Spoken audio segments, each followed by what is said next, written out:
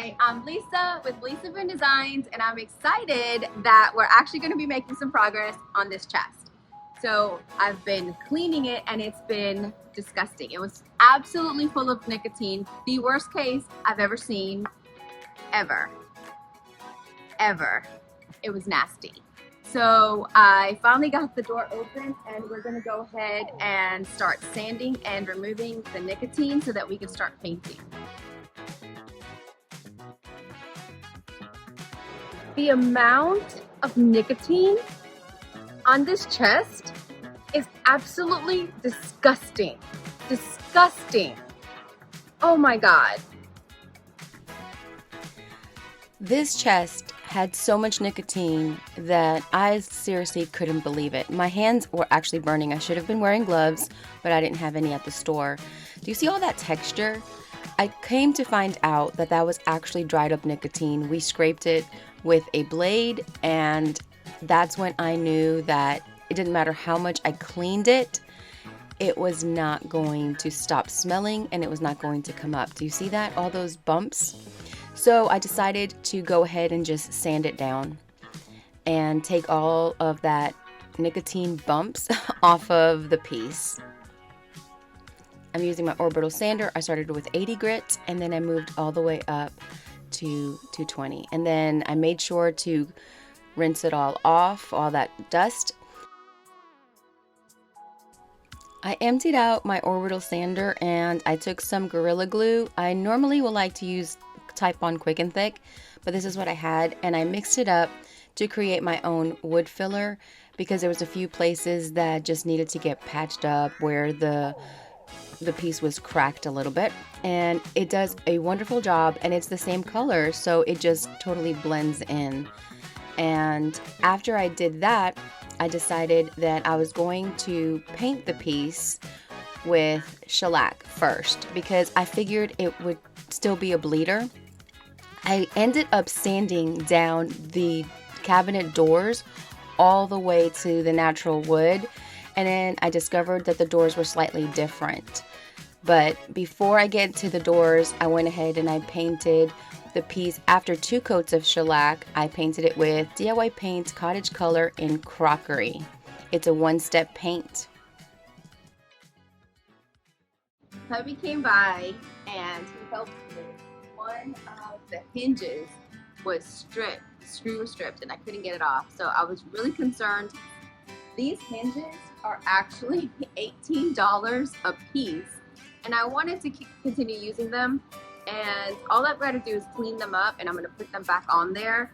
So he was able to salvage it, and I'm really excited. Look how beautiful they came out. The doors are a little bit different. So I'm going to change up a little bit of what I was going to do. Don't forget that when you're using the cottage colors, you have to stir before you use them. Don't shake it, stir it. You want to get that top coat of all the pigments incorporated really well, and you may have to stir as you go.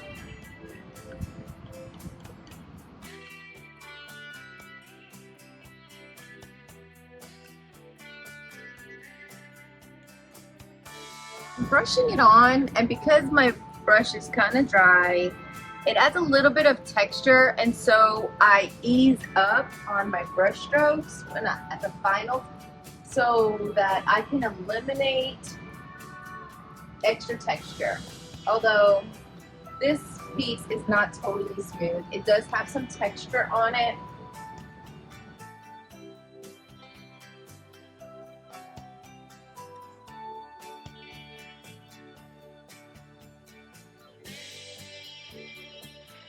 So what I want to do to kind of get this all kind of balanced out is to do a whitewash.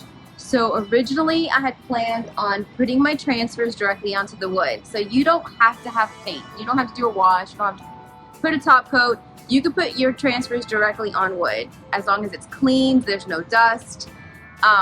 But because the 2 cabinet doors are a little bit different, I'm just going to do a whitewash. Now, I already had a little bit of vintage linen in here with, I just took a little bit out, I added some more water, And I'm gonna go ahead and add some of the Jamie Ray Vintage Cottage color in white linen.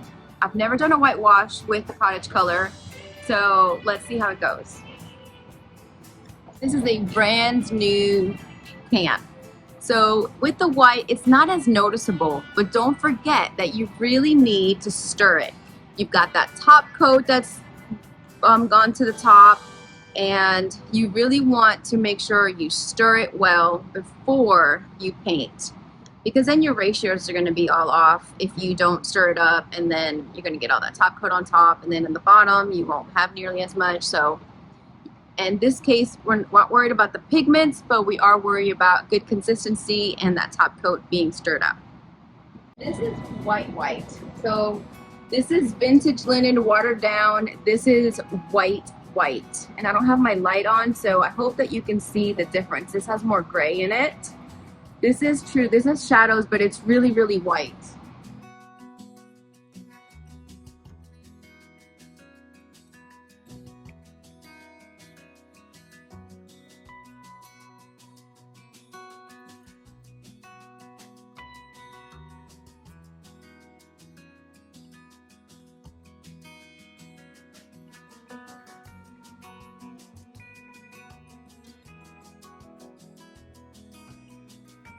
Work fast.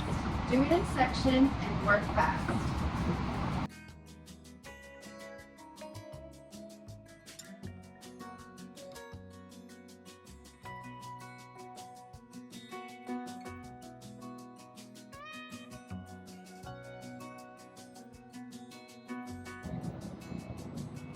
Of course, if you want yours even darker, do a second coat. Do what works for you, what you like the best. I like the way this is coming along. I'm going to go ahead and do the second door, mount them up, and get the transfers on. I had two really large knobs, but they were just plain, so I decided to create a casting from the Roses mold from IOD. I used the air dry clay. The air dry clay is so soft and it is amazing. I love using it. You could also use resin, but I really like the clay. And so you just use your thumb to remove the excess, and it has a patent pending rim that will give you a nice smooth edge, which helps your piece to look amazing. And I just always like to rub the back because I want it really nice and flat so that it adheres to my piece. You want to be careful when you take your casting out. You don't want it to be tugged or pulled at, because that will create some cracks. But look at how beautiful, look at the details.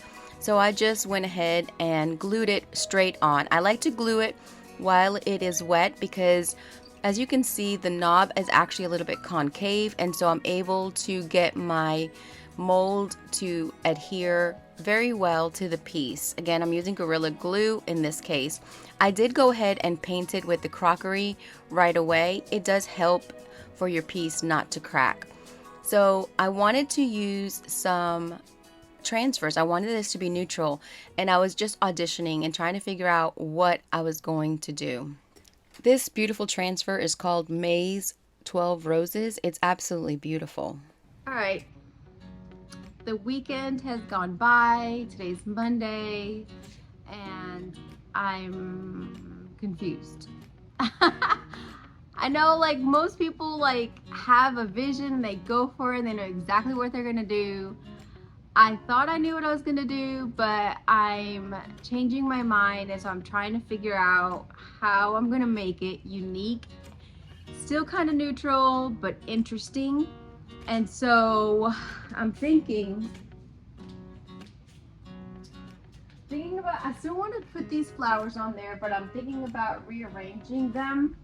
And I'm thinking about adding the Desperadod, this skull, with not all of the text, maybe some of the text.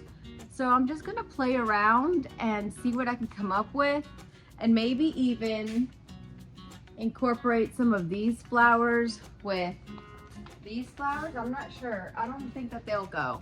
I don't know. I don't know what I'm gonna do. We'll see. I totally flipped the script. I'm in love with this Looks so good. The tones of this really speak to the tones here, and I love it. So that's what I'm going for.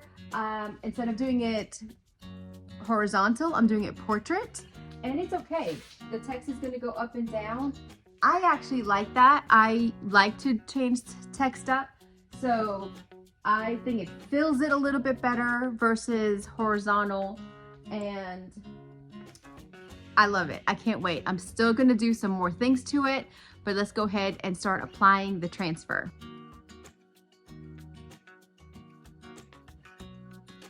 Always leave your white backing on here until you're ready to use it. And because I use the Jamie Ray Vintage Cottage color that has a sealer on it, I can put this directly on there. So that's really good.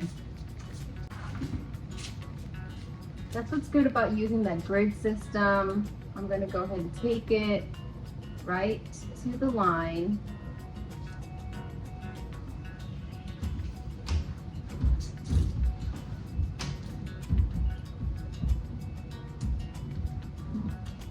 Could have cut this out, but I'm just gonna let it sit there because see, this jaggedy edge is meant to go right on this so that you get a seamless look.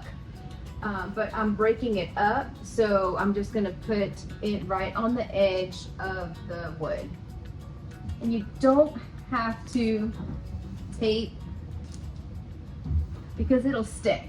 So these tones, because I whitewashed it, just looks so good. All right. Just getting it down. Firm.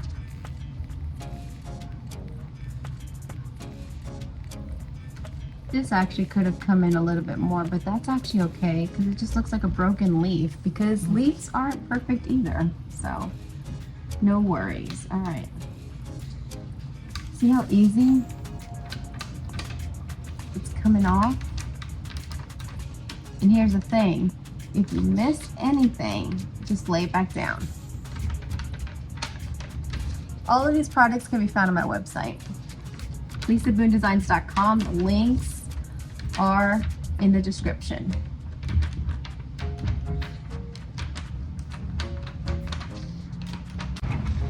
I love this. I absolutely love this. If this gets in your way, you could always cut the paper, the backing sheet, the transfer paper.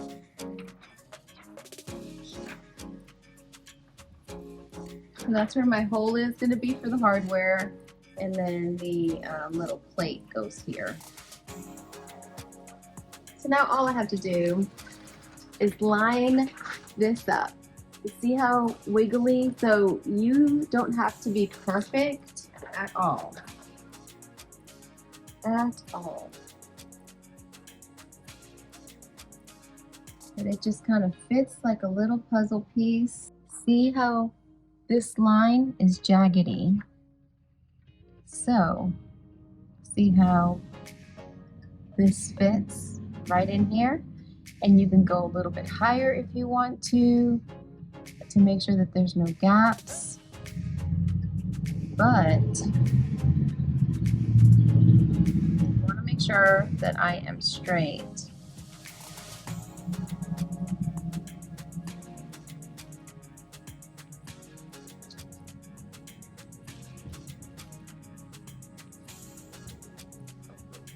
I'm going to leave this off because this goes too far into the door and I don't want to wrap it around.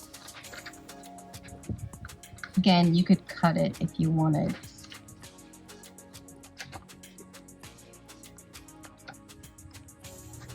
This would look so good in a little girl's room or nursery.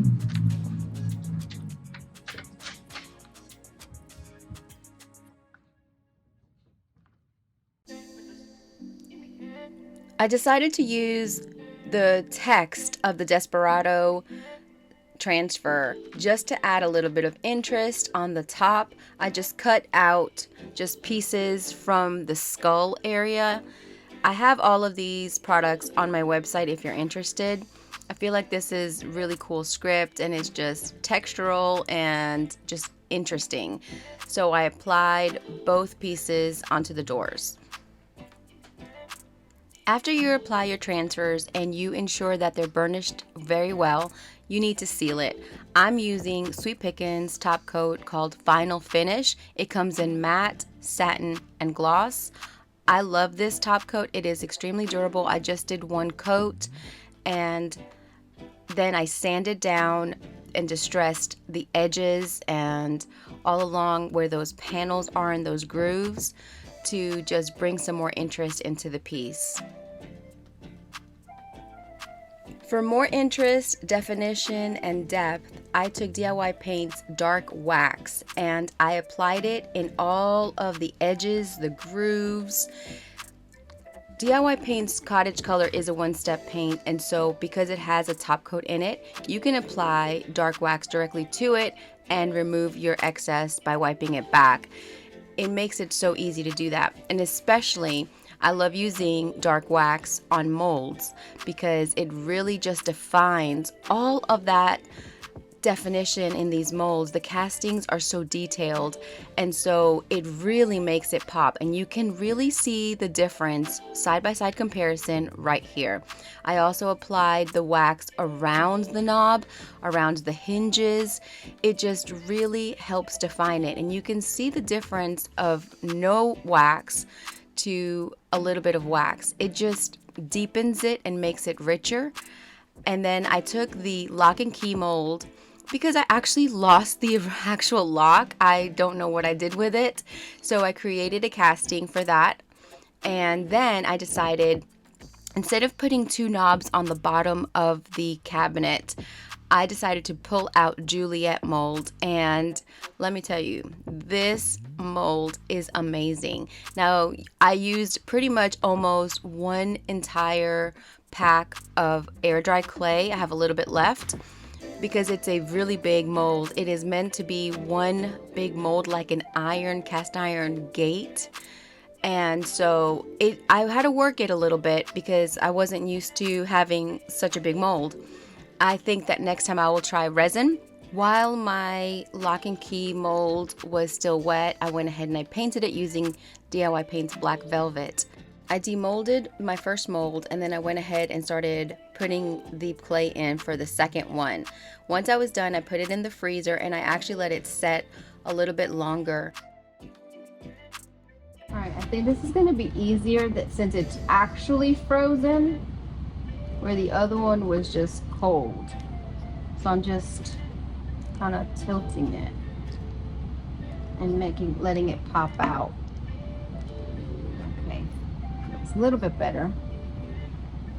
I think this one's probably easier with resin, but that's still not bad. Not bad at all. Once I had all my castings and I glued them, I applied them to the piece of furniture where the knobs would have been. And this was actually pretty tricky because this mold is actually really delicate when you're using the IOD air dry clay.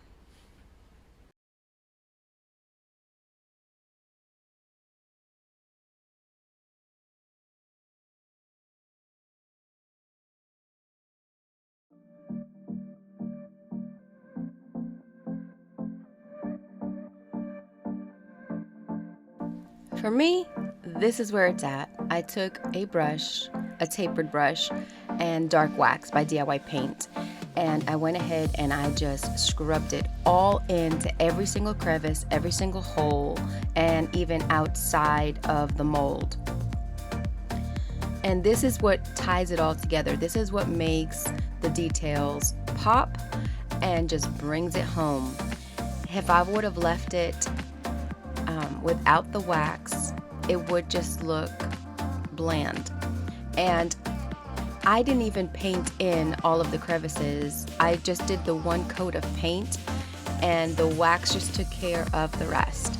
And then of course you want to wipe back what you don't want, but you can see here I'm just really rubbing it in. And because it's the next day, the clay is dry, I'm able to do that. You can do that immediately if you use resin, but with air dry clay, you definitely want to wait to do any dry waxing or any clear waxing for that matter. And then I'm just wiping it back, and it just makes all the difference.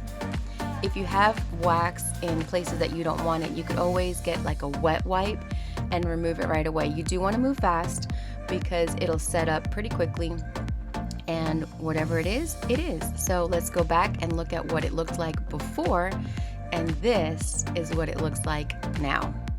Let me know in the comments what you think. Of course, all of the products that I use are on my website, lisaboondesigns.com. The links are in the description. I look forward to hearing your comments. I'm glad to be back. I'm sorry that I was gone for so long. I have a video explaining why, but I wanted to get this one out first just because I just fell in love with it. I have lots of videos to do. We were in the middle of opening the store where this piece is, and I was extremely swamped. But I'm going to show you what I did because I use a lot of DIY paint and DIYs to bring that store together. So I'm going to be showing you that in the coming weeks. I hope that you have an incredibly blessed day, and thank you so much for your continued support and for watching. Be blessed.